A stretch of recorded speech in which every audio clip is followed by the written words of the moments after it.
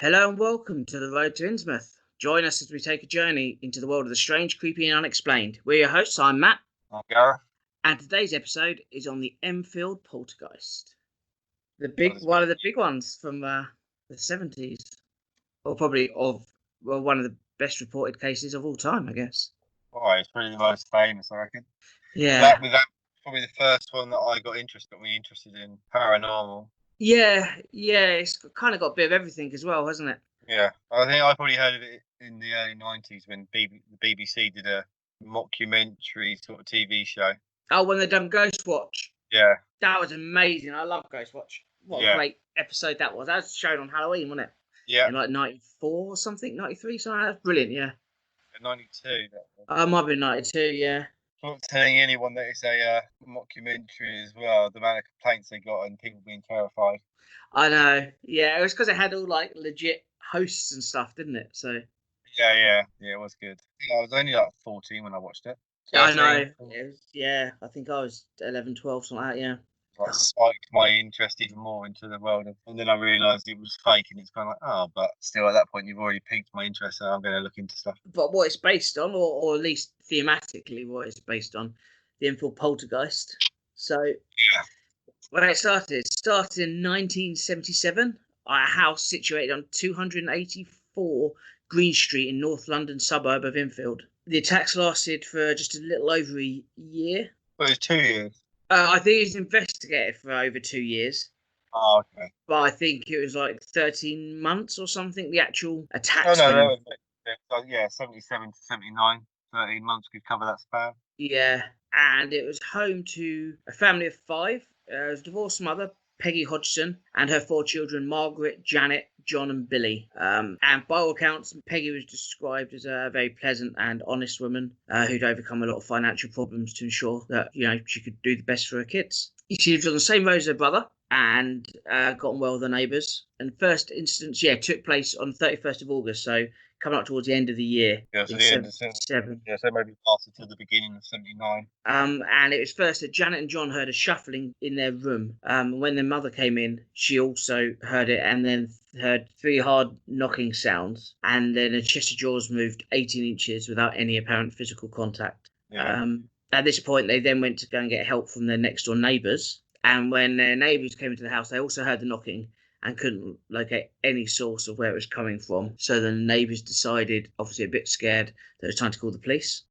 And they're visited by a PC Heaps and a PC Hames. PC Heaps witnessed a chair move across the living room floor some 4 feet, again with no physical source that they could see, and also heard additional knocking. Activity continued over the next few days with marbles and toys being thrown by an invisible force, and these were witnessed by both the family and neighbours. And so that was probably a span of 4 days. And then on the 4th of September, the neighbours called the Daily Mirror in the hopes that they might be able to contact someone who could help deal with the situation.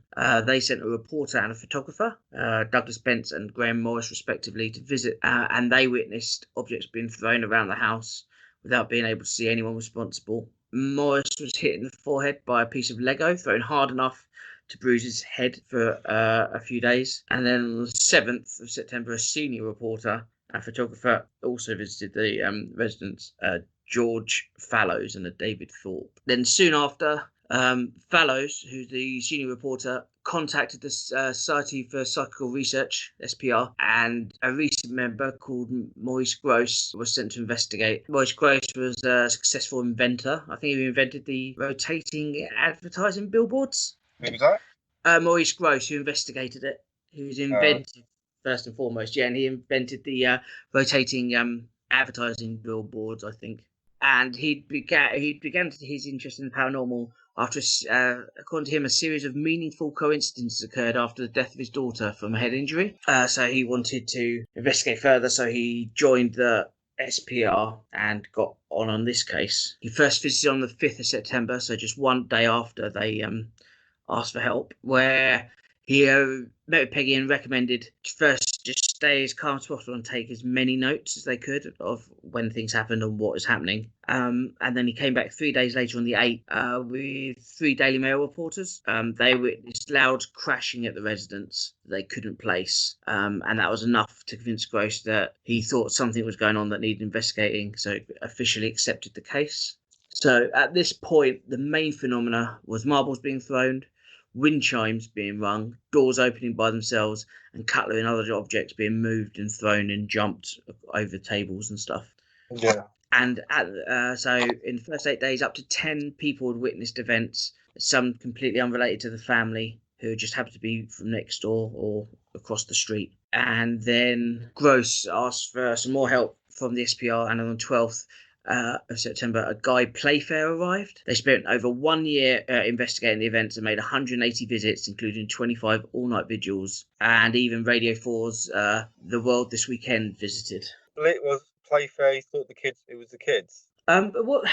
Or We'll get playing to something kids or towards the end. I've got it in my notes. The kids admitted to doing some of it, but every time they'd done it, they had been caught and admitted to it. But there's a lot of stuff they never admit to and never caught, and no one could even have worked out how they could have done it. So kind of stuff, all the stuff the kids were caught doing was really basic stuff that was clearly obviously them. Okay. And up to this point, even now, they've all maintained that it was a genuine event. It's one of the most documented cases of poltergeist type phenomenon recorded, with over 180 hours of recording notes and notes from multiple witnesses and investigators. Yeah.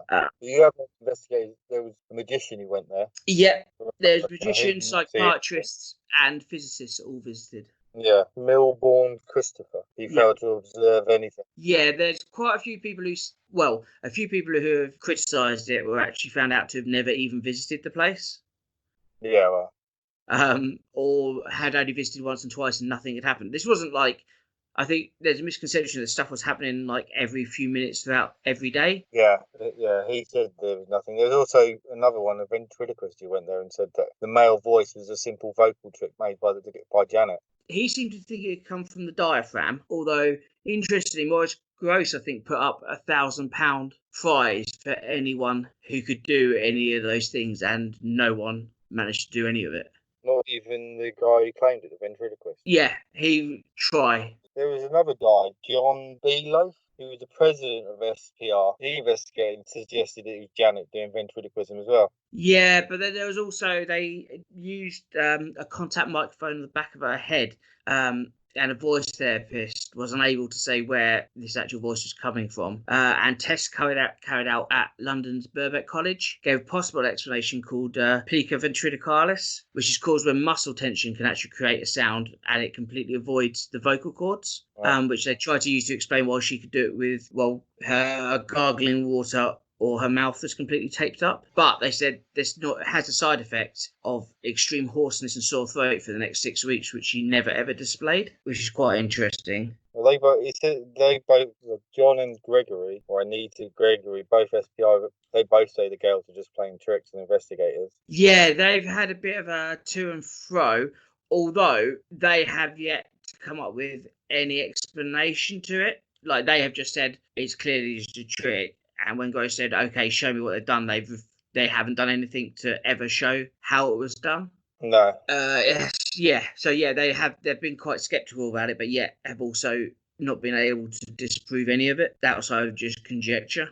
It also has quite a few interesting similarities to possession cases, where people have been known to speak in a completely different voice or in a language completely unknown by them, while being apparently possessed. That's when Ed and Lorraine went, wasn't it? Demonologist. As far as I know, that is well put out of proportion how much they had to do with it, though. They did visit. They went there in 1978.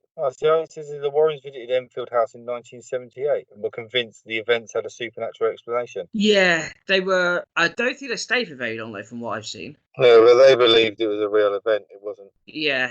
I mean, I've got most of the information on the SPR because obviously they've got hundreds and hundreds of hours of actual reporting under it. Yeah, well, yeah, it's just that Ed and Warren are Obviously, they made a movie about it, but they're well known for going to places. But then obviously also a lot of people say that the stuff they do isn't real anyway, or wasn't real. They're not with us anymore. They've passed away. Yeah, but as it stands, all of them are standing by it still being an actual event, and from what I can see, no one's managed to completely disprove any of it. To be honest, it's probably too late.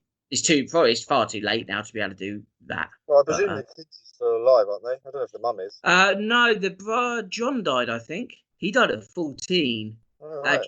Janet's still alive. She was interviewed like 4 or 5 years ago. She was the youngest, wasn't she? Or the youngest girl.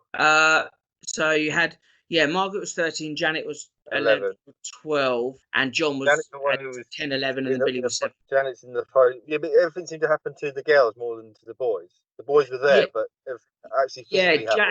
And Janet the most. Janet was seen obviously levitating with the really famous photographs, and was the one who mainly done the voice, although Margaret did do the voice as well. Yeah, she was. There's a famous picture of her being thrown across the room, or wherever or not. The photo to me just looks like she's jumping off the bed. Yeah, I mean, it's showing there's no film taken. It's really hard from a photo to depict kind of how the movement was or anything. If I put all the still shots together that I found, you could lay them in a video and it looks like she's jumping off the bed between the two beds in all the pictures. Like, obviously, some of them she's wearing different nightgowns and stuff like that. Yeah. But all of them, she sort of comes off her bed and lands in between her and her sister's bed, because they shared a room, didn't they? So that's why they probably happened. It was mainly in that room. So yeah, I mean, well, part of the SPR report stated that they believe that nearly all of the phenomena could have been replicated, given enough time, skill, ingenuity, and knowledge. But would have been incredibly well planned. Needed someone who knew how to do it to pull it off, and it's very unlikely to be a 12-year-old girl. And at one point, a settee was levitated and then turned over in front. I think one of the police officers was present at that one as well. It's a shame that not many of them are around to justify, now. Is it Guy Playfair still is? He's still defending it.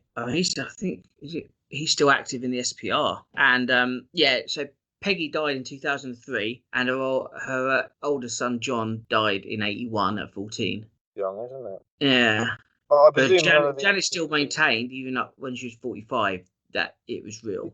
The thing that gets me is like two different investigators from SPR. One saying it was real, and then the other one saying it could be fake. There was nothing. It wasn't documented well enough for them to show it as evidence. Essentially, is what it came down to. Yeah.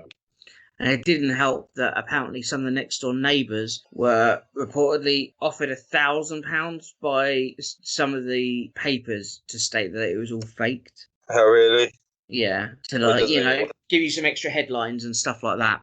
Yeah, they appeared in 2012 on This Morning, Janet and Playfair, with Deborah Hyde, editor of The Skeptic magazine. Oh, well. And barrister SPR council member Alan Murdy returned to the topic in a magazine article, arguing that Hyde had wasted the opportunity to ask any detailed questions, preferring instead just to speak in generalisations. And therefore, nothing really could be taken to task. But yeah, Maurice Gross died. Well, the house is still there, is it? Yeah. The people who live there, though, want to remain anonymous. But yes, it's still there. But then, presumably nothing's happening there, then. That's currently occupied by a family who do not wish to be identified. The mother says, "I've got children. They don't need to know about it. I don't want to scare them." And that's the only comment she's ever made. So after it was occupied by a mother of 4, Claire Bennett, who stated, "I didn't see anything, but I felt uncomfortable. There's definitely some kind of presence in the house. I always felt like someone was looking at me. Her sons would wake in the night hearing people talking downstairs." Bennett then found out about the house's history. Suddenly it all made sense, she said. The family moved out just 2 months afterwards. When The Conjuring 2 came out, which is obviously based on this. Yeah. So the sisters revisited the house 40 years. So in 2016, they revisited the house. There's been a TV show recently about it, or drama. Yeah, I haven't seen the Enfield haunting yet, actually. That's going to be really good. Yeah, no, I haven't either. So both girls are still alive. Yeah, and I think the youngest seems relatively unfussed by it all, to be honest. But he was only 7 at the time, so it probably didn't affect him as much. They obviously all got dragged up when The Conjuring 2 came up. Yeah. It's all with her, she's just saying it's real. It's not going to say it's not real now. Did the BBC do a documentary? Well, I'd imagine over the last 30, 40 years, I bet nearly everyone has. Oh, it's on their website. Oh, the Radio 4 did a reunion. Radio 4, what's it like to meet a poltergeist? There's a BBC radio report. It was what covered the story at the time. Listen to the Enfield Poltergeist original TX on BBC Radio 4. Hear the restored documentary where Rosamund Morris catalogues a trail of paranormal events in Enfield, North London. Oh, so Radio 4 have done loads of stuff on it. This is a strange one, man. Why did it stop? I don't know. If everything, I think it just slowly started fading. But I mean, that's quite common for a lot of poltergeist stuff, though. They just stopped. Just slowly starts fading, getting less and less, and then just stops. Yeah, I had a look. I couldn't really see much into it. It just, by sort of the end of 78, it just started becoming less and less. But then someone said they live there now, that they feel like they're being watched and stuff like that. No, that was a woman who lived there after Peggy Hodgson died. Oh, okay. The family who lives there now wants nothing to do with it and won't talk about it. No, if it's happening, they're not going to say anyway. That's it, isn't it? You know, a single mum with all this report, she must have made money from it. Yeah, I don't know, actually. I haven't really seen much about it. I don't even know how you'd find that out, to be honest, unless someone said something. But if the neighbours are being offered £1,000 to say it's not real, how much was she getting offered to tell her story? If they reported that she was being paid for it, then no one would believe it and say it was all fake. Yeah. It's the hard part about these sort of things. If people start making money out of it, how much is it true? And then you've got the people who don't want to make money out of it, don't want to talk about it. Surely that's more likely to have happened than if you don't want to talk about it. Yeah. You're not in it for the money or the fame. I'm not saying they're famous, but yeah, they haven't gone on to carry on doing talk. It's not like Ed and Lorraine Warren. Obviously, they've done loads of stuff. And well, they've got an entire museum, haven't they? Well, has. I don't know who's running the museum now. But a lot of people don't believe the stuff they reported, do they? No. Definitely their later stuff is a lot more dramatic. They don't believe the Amityville house is haunted. They were just doing it for a money spinner. Yeah, that's true. There's some people, obviously people do fake stuff for money. And I'm sure being a single mum trying to have a house in Enfield, London is probably not cheap. No, I don't know what it was like in the 70s, but... No, well, yeah, I guess, I don't know, price-wise now. So then might be a big difference. I don't know what the area was like back then. But being a single mum, it's got to be hard to control your kids. So if you start playing up 4 kids, young kids as well. Yeah. Did they move out in 78 or did they stay there? I think she stayed there. Peggy stayed there till she died. I think Janet moved out when she was like 16, I think. So I think she... The whole family stayed there after this all happened and carried on living there. I'm guessing... Janet left home at 16. So I guess she was nearly 14 when it finished. So she stayed there for another couple of years, I guess. Yeah, and she was the middle one. Well, the youngest of the girls. Yeah. So presumably the eldest left before her. Yeah, it doesn't really say, because I think it all focused around, so much of it focused around Janet. Most people have only sort of looked into her, but yeah, I presume so.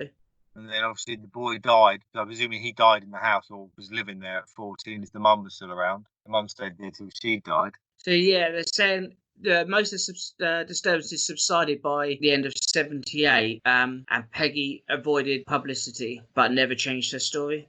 Yeah, so I suppose she wasn't trying to make money after it happened. She never tried to over and over again, couldn't she? Yeah. But why?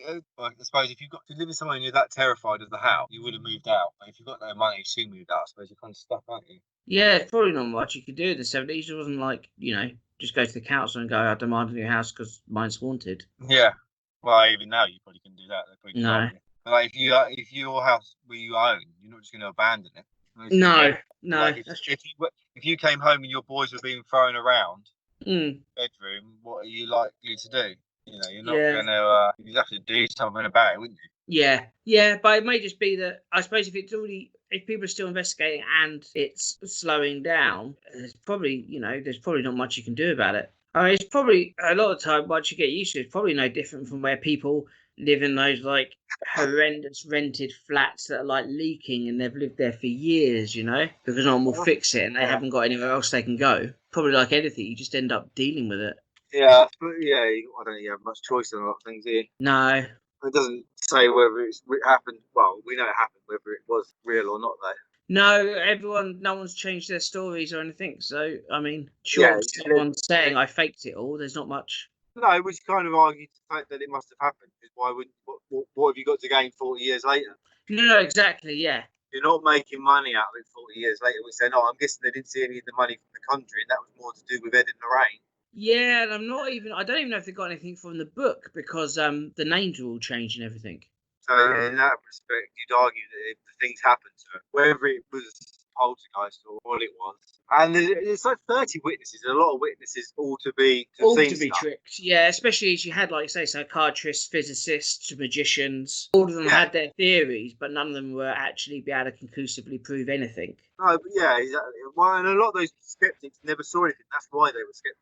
Yeah, exactly. But I mean, that's not proof in itself, is it? Just not seeing something. No. Well, yeah, I don't believe. I've never seen a ghost. So I don't believe they're real. Yeah. They're skeptics for a reason. They would have gone there skeptics probably anyway. Yeah. That's why they're investigating. They go investigate stuff to either disprove or prove to themselves. Yeah, exactly. They're going once or twice, not seeing anything. Like you said, this it isn't the case. Just because you can distort your voice or trick of the eyes and stuff like that. It's kind of glass fake. The guy still working the SPF. It's not like he's made millions, left now living a rich life after about it. No, exactly. Yeah. He didn't have to stay there for. Does he get paid when you work for the SPF? I don't know if you do actually, because he was reporting it for how many months? They were there for I think they've done 180 visits and at least 25 night vigils over 13 months. Or 18 yeah, I think it's about that. Yeah, that's a good 2 years worth. Well, a year's salary anyway, isn't it? All those hours. Yeah. I don't know where they get their fun. Is it SPF? What is SPR, Society for Psychical Research. So yeah, I don't know. Do they get funding from somewhere? Yeah, they have like a membership thing, so people join them. They do lots of investigations, but I think you do the investigations for free. Most of them work in other places, and it's just interesting for them. But these guys are quite high up, aren't they? They weren't the people paying a monthly fee to go and do. I mean, they had like lead investigators. I think Maurice Grosse was quite new to it, but because he was already an inventor and stuff, and showed a lot of initiative, I think he you can request to do that, but you still put your research forward for review by their senior team, sort of thing, when you finish your research, so it doesn't just get instantly published, kind of thing.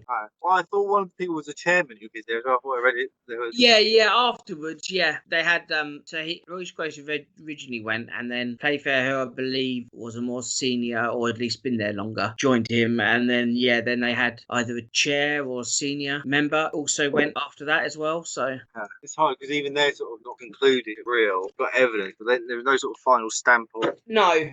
Prove any bill quite hard, I suppose. People spend their lifetime trying to do it, even zoologists trying to. If it was that easy, everyone would know, wouldn't they? Would have an answer already. So. Yeah, exactly. It is a tough one, and there's always going to be people with doubt. Yeah. Wanting to disprove it, so it's not like that's unusual. But all those people witnessing it, I think more people witness it than disprove it. Are there? I think there is. There's like 30 witnesses. Yeah, I mean, there's some sort of really good anecdotal results, like where one of the neighbours was walking past the house and saw Janet looked like she was vertically bouncing off the sofa, but up to the height of the window. Which is like laying on the sofa. Yeah, and then bouncing up and down, which is obviously I couldn't think of a way of doing it on a regular sofa where you get enough momentum. No, but I don't. But I don't know how bouncy the sofa was, but I haven't seen a sofa where you can literally hit it and bounce like 3 or 4 foot up in the air though. But he's saying up to the window. The window's not that higher up than the sofa? But if you think the back of the sofas, nearly every back of the sofa I've seen is at least nearly 18 to 2 inches, 2 foot high. Yeah. So you'd have to be able to bounce off there up and even higher to get visible from there, and then down. And she done it repeatedly. It wasn't like she just done it once. It was like then down, and to have the momentum there to fall down and still get the same momentum up again. Well, why on the sofa? Why was it on the sofa? If something's throwing her in the air and she's dropping to the ground and throwing her to the air, then why was it on the sofa? Why not just in the middle of the ring? I presume it was like she was laying on the sofa and got thrown upwards. Yeah, but then to come back down and get thrown up again, it's like playing catch with her sort of thing. Yeah, because that's what happened to her quite a lot. Apparently, she'd be like literally thrown around. Yeah. But to be able to physically do it yourself, you'd need either someone there trying to push you or have some sort of like trampoline-esque mattress. Because you could do it with your legs, because you could obviously power through with your legs and push yourself up. But you can't do it if you're hitting with your back. No. Because you see stuff now where people are like, it's not fake. You go, well, it must be, because I don't believe it could be true, and therefore it must be fake. And you're like, well, that's not really a great argument. But well, that's what they're. I think if there was a video back then, you'd a little bit more believable, or even more photographs of actual stuff. Because all the photographs I've ever seen has been her jumping in the air, yeah, not jumping in. You know, photos of the sofa being flipped over would be cool to see one photo. You know, even if it was just to see how big this sofa was that was supposed to be flipped. yeah, that's true. Yeah, I don't know any of that. I mean, I guess it's whichever one was in the front sitting room, but I haven't seen many photos of the front sitting room. Oh, it's mainly been of the bedroom. Yeah.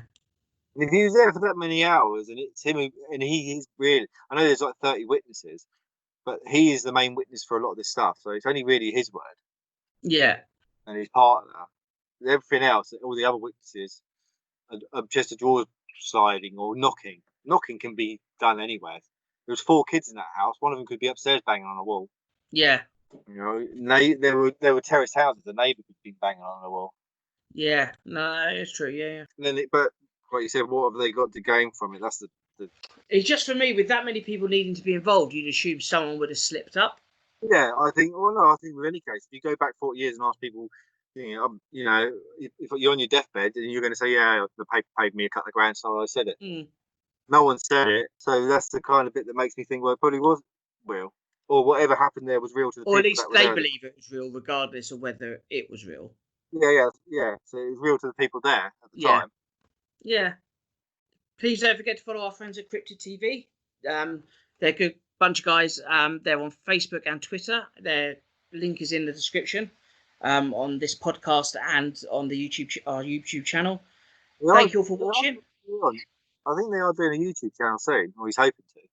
Yeah, I think he said he was going to try and do a YouTube channel soon. So, yeah, keep an eye out for that.